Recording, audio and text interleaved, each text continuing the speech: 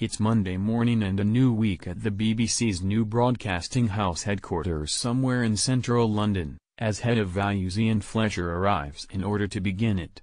So says narrator David Tennant, in a new series of the BBC's self-parody W1A, BBC Two, in order to begin it. It is not just Fletcher, Hugh Bonneville, arriving, but also Director of Strategic Governance Simon Harwood, Jason Watkins, and intern Hugh Skinner, all on their foldy bicycles, a trident of mediocrity, a three-pronged, six-wheeled attack on the week ahead. By 9 a.m., Ian, as someone whose job it is to steer the corporation confidently towards whatever it is that is going to happen next, is chairing a meeting of the Way Ahead group. The focus is on the more of less initiative. The fact is, this is about identifying what we do best and finding more ways of doing less of it better, explains Sarah Parish's head of output Anna Ranton, helpfully.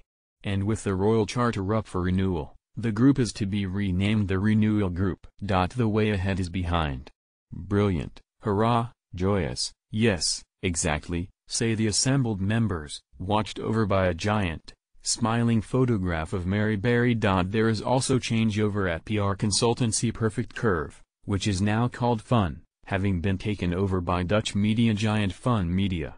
Fun, which is fun, comes complete with comedy bearded Dutch chairman and silent disco enthusiast Jen Smit. He is fun to his bone marrow.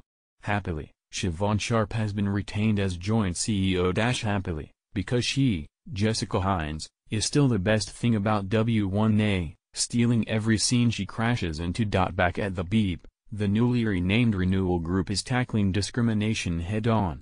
After discussing the case of a former footballer, who claims he is being overlooked as a match-of-the-day pundit because he is a cross-dresser, they turn their attention to the gender pay gap within the corporation itself, and the attention it has been getting. Producer Lucy Freeman, Nina Sasanya, suggests that it might be fun, yay, if they all write their own salaries on post-it notes and stick them to their foreheads. Ian Fletcher starts to say that might not necessarily be the best way to approach the issue, going forward, but before he has bumbled it out, everyone else has said brilliant, yes exactly, hallelujah. And next thing you know, Ian's sheepishly sporting a post-it note with, in quite small writing but readable when the camera zooms in, £245,000 written on it. Meanwhile, Senior Communications Officer Tracy Pritchard, Monica Dolan, has written minimum wage, 0 hours contract.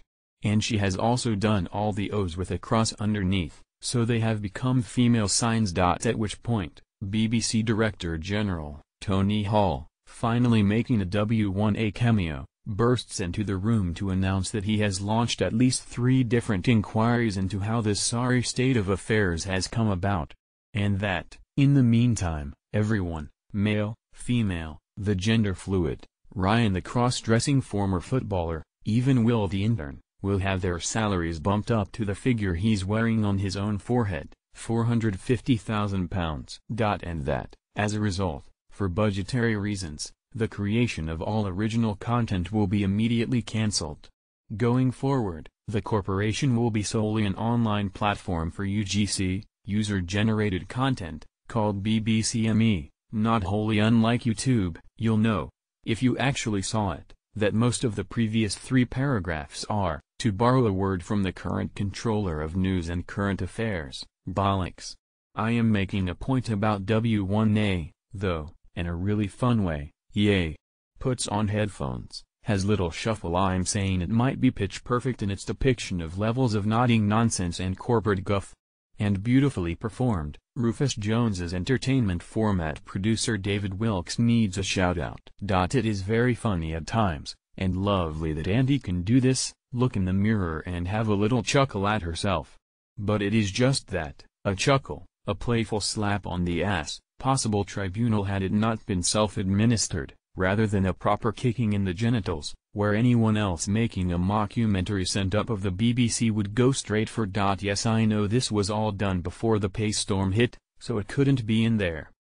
And of course they're not going to give themselves a proper kicking. So it does all come over as a teeny bit smug and self-serving. The fact that BBC grandees and stars, Lineker and Shearer, both quite well paid I believe, Our queuing up to take part doesn't help. Obviously the next episode will mainly be about the gender pay gap scandal. And I will look like an idiot. So that's all good then.